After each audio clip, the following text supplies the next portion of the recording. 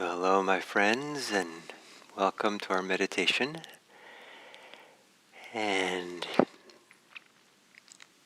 I'm feeling pretty appreciative and delighted to be here, and to be here in a relatively healthy way after having a short cold, short maybe flu, and it feels kind of special to be sitting here. So the theme for today is, well, at least for the Dharma talk, will be uh, appreciative joy. And so to talk about appreciation and joy briefly, we have this amazing capacity for attention. And awareness or attention often comes along with our preoccupations, with our ruminations, with our uh, primary concerns, with our fear. And when it does so, awareness acts like a magnifying glass. So if we bring our attention to something which we're challenged by, something we find is difficult or unfortunate, all these extra stuff that comes with awareness um, makes it bigger for us, and it can loom really big. And we miss out on the bigger picture of what's happening. And meditation is meant to settle the preoccupations, the fears, the biases, the selectivity by which the attention is used to help us see the bigger picture of the moment.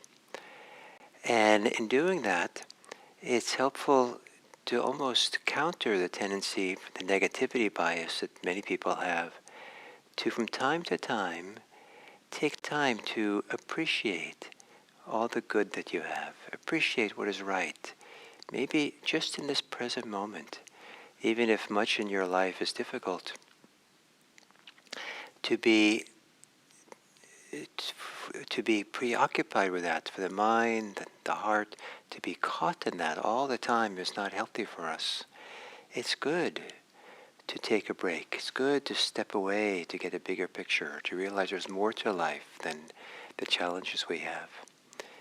And from time to time, it's good to appreciate what is good in life, what's good, the sunlight, the warmth, the that we have food to eat, that we have a roof over our head. Many people don't have these basic, simple things. So now, if we're sitting here, the goodness, the appreciation for the opportunity to meditate, the opportunity to meditate in community, the opportunity to enter into your meditation posture.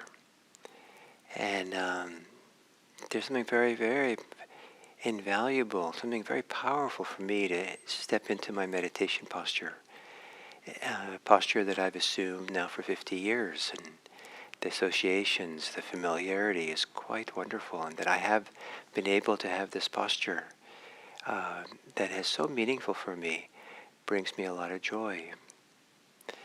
It brings me a lot of joy that I have a practice of mindfulness that frees me from suffering, frees me from the preoccupation with it, frees me with the added fear, added rumination. It frees me for that magnifying glass that tends to highlight the difficulties, so I live in them thinking they're most of what's happening. Mostly what's happening in the present moment for most of us is good. Mostly what's happening for most of us are things that are working. Many of our biological functions that keep us alive, if you're alive, they're working, even if some of them are challenged. Most of our mental functions that allows us to be aware and recognize what's happening as it's happening. A lot is working in the brain, in the mind, even if some things are a little bit wonky.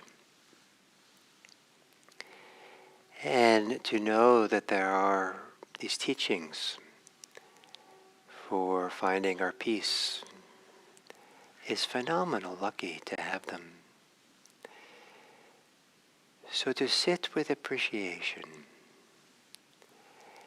and not so much spending a lot of time thinking about it, but just enough thinking about appreciation that something in you begins to smile. Maybe it's your mouth, maybe it's your heart, maybe it's somewhere in your whole torso. Maybe it's in your eyes.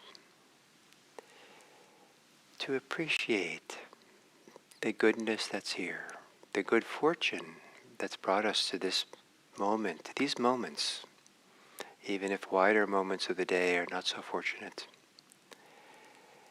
And doing this appreciation can allow something to settle. That's the hope. Some kind of tension we carry can be put to rest for a few minutes. So assuming a meditation posture,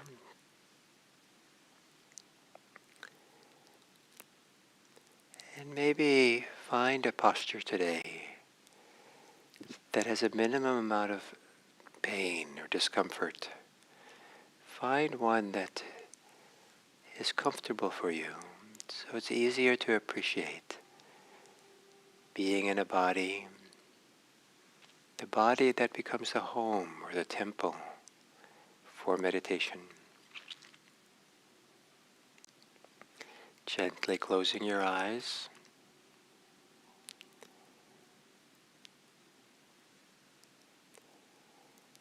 And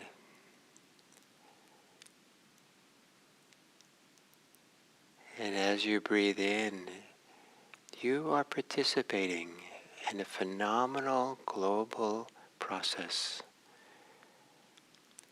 of the oxygen cycles. We're doing our part to create carbon dioxide that the trees and plants can use, so they make oxygen so we may live. We can't just take and take and take. We participate in the cycle of giving and taking. In so many ways, our life is a process of giving and taking, receiving and giving. And now as we breathe, we're participating in a wider process than just our own life, but which keeps our life going. Taking a few long, deep breaths, relaxing on the exhale.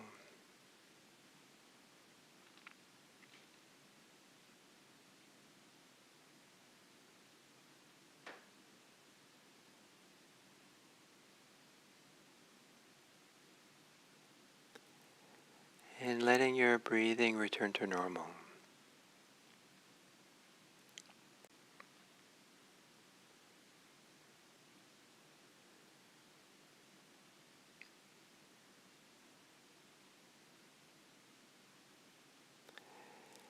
And see if you can now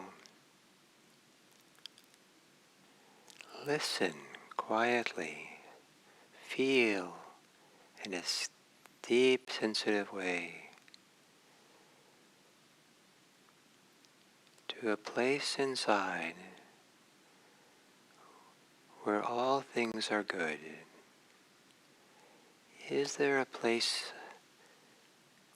deep inside, below the level of your thoughts and preoccupations, past and future, just here, now, maybe in your breathing,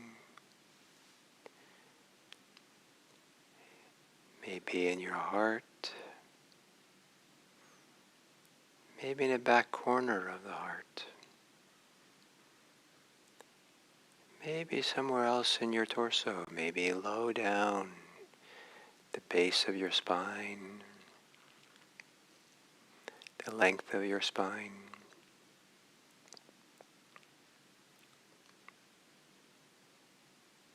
And if there is a place of goodness of peace or quiet or calm. Breathe with it. Breathe with appreciation.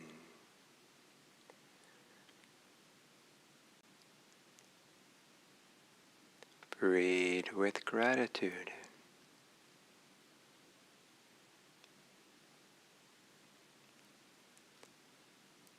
And maybe with a small smile on your lips, breathe with joy.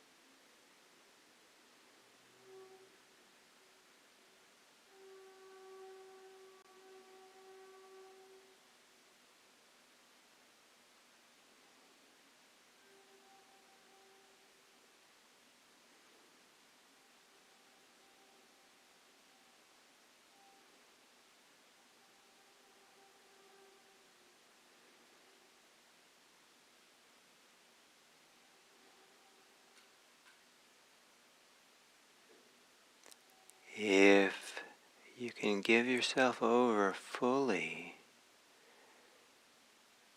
to the rhythm of breathing, breathing in and breathing out. It can become as if joy is what animates the breathing.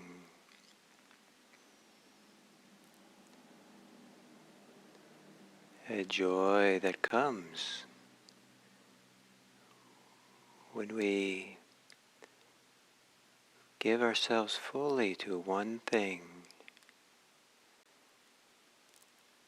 in a relaxed, soft way.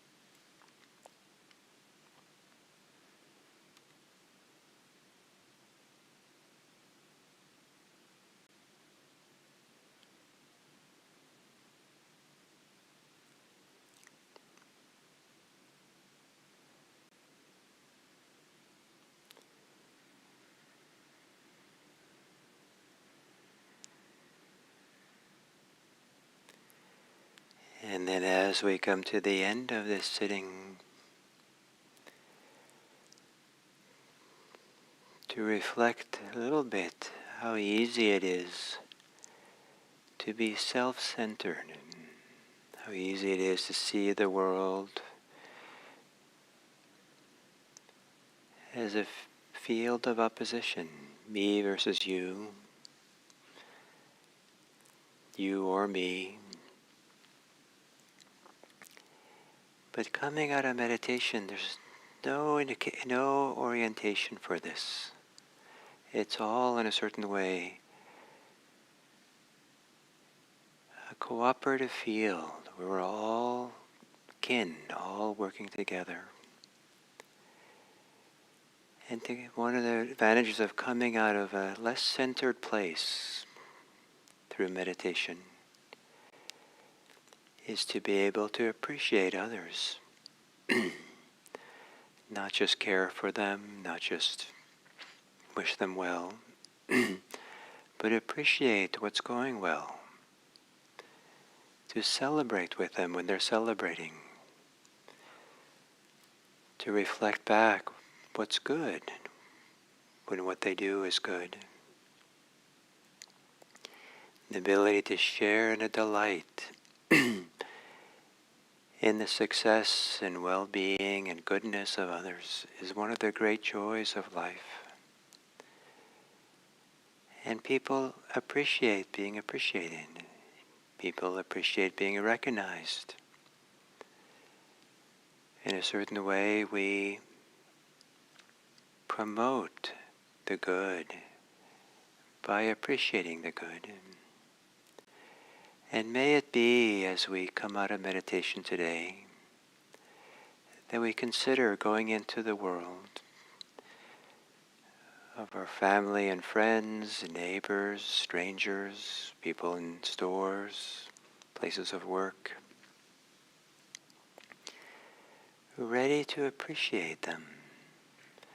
Maybe having spent some time reflecting about the people who do good things, are helpful, supportive, who do a good job, makes it easier for everyone else. Whatever it might be, may we appreciate the happiness of others. May we appreciate the way others care for people. May we appreciate the integrity and honesty with which people live that helps others to feel comfortable with them. May we appreciate how others help people who are suffering. And may that appreciation of others bring us delight. May it be an inspiration for us. May it continue to awaken what is good in our own hearts. May all beings be happy.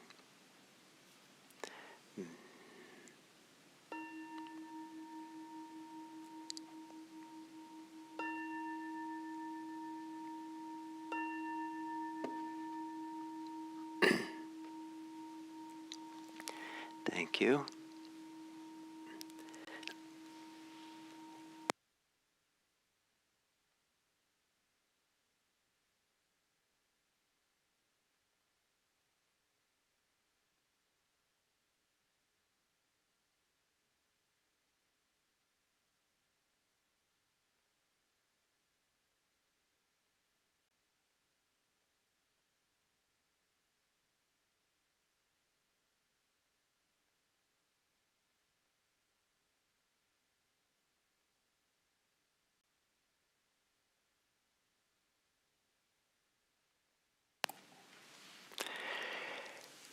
So hello my friends, and welcome to this fourth talk on the aspects of love. I feel pretty fortunate to be able to talk on this topic. It brings me joy. And the first day was anukampa, which I translated as care. And it's a care that is deeply connected to respect for others. I like to think of it as a respect where we see everyone as kin. That maybe we're not directly family, but we're kin, we're related, we're part of a global family. And and that kinship then leads us to want to be friendly, inclines us to be friendly to whoever we meet. Why would anybody be an enemy? Why would anybody be someone who we would not be happy to see? Just happy to see people. Maybe that's what friendliness is. And offer some of our happiness to them in our way we say hello, or maybe that's all it is, hi. And then when people suffer, to want to help, to be motivated to see their suffering end. They're kins, of course we want it to end. So if we can, we may do something. If we can't, we are a witness. We recognize. We help people not feel so alone. We accompany. And then today, it's when people are having success, when people are doing good things, when people are happy themselves, when things are going well for them. We don't want to end up being envious or jealous, but rather when we're kin, this openness, this respect, that we're happy to see people. When people are having success, we feel joy, we feel happiness. To feel that happiness, to take time for that, to not overlook it, to not race beyond it, but to appreciate. And in Buddhism, there's a whole meditation practice on appreciative joy, where we just kind of focus on the well-being that other people have. May that well-being continue. May that well-being fill me with inspiration, with joy. May this well-being of others spread out through the world. So different ways of kind of highlighting, but the idea is to take one way to do this is the words, another way is to take the feeling of appreciation, of joy, and let it radiate. And that takes time. You have to pause a little bit, not just kind of rush on with the conversation to something else. Someone tells you that they're really happy, and you say, "Oh, I'm so happy for that, but I'm really challenged with my car, and my car is not behaving properly," and you've kind of changed the subject to something that wasn't necessary to talk about, or right away it was not necessary, but to stay and linger, to appreciate, make room for that. And sometimes people, it's invaluable for people to really feel they were heard, really feel like you're there for them, that you make space for them, to make more come out. Tell me more. This is so good that you graduated from high school. This must be really great that you accomplished this. Tell me more. And but so this idea of appreciative joy, joy in the joy of others, can be cultivated and developed. In the process of all these forms of love, they can coexist with their kind of opposites, where the things interfere with them. And part of the value of practicing them, or bringing them up and reflecting on them and letting them be a guide through our day, is that it sometimes can highlight the opposite, highlight the things that interfere with these things. So what for you interferes with appreciative joy and the joy of others? So I mentioned envy or jealousy, which can be quite strong and quite a strong current in some people's lives. And so then we would, in mindfulness practice, we wouldn't berate ourselves for that or criticize ourselves for that, but we do something more important, and that is we would study it. We would take a good look at that. What's that about? What are the emotions that come along with jealousy and envy? What's the sense of self? What's the belief system that's operating? Can we sit and just feel that for a while? Accompany ourselves in those feelings, because accompaniment is so powerful. Accompaniment allows something to settle. Or what else gets in the way of appreciative joy? It might be your own desires, your own preoccupations, that you want to get what you want, and you don't have time to take other people into account. It could be fear. It could be fear that if you take in and appreciate others, take in their joy, that it makes you susceptible to be taken advantage of, or people want more from you, or uh, something might happen, or maybe it highlights your own unhappiness. Because if you really recognize happiness in others, then you feel worse about your own and how your life is difficult. I'd like to propose the opposite, that appreciating the joy in others can be an inspiration for us, food for us, to be able to then practice with our own difficulties. So appreciative joy is not meant to be a distraction from our own suffering, from our own difficulties, but rather create the ambience in which it's easier to focus on our own, to be present for our own, to give a wider context for it. In some ways, the appreciative joy to others is probably not going to make you Pollyannish, because in Buddhist practice, what comes up clearly is an emphasis on suffering. But not to drown ourselves in suffering, but to find freedom from suffering. So in this emphasis on suffering, I don't think you have to worry about being Pollyannish.